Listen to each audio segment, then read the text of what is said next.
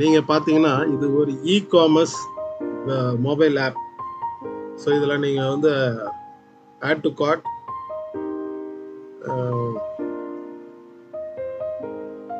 Product check பண்ணிவிட்டு add to card,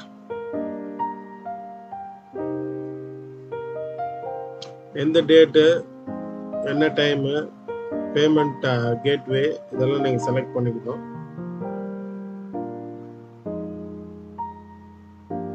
payment confirmation report வந்திருக்கு.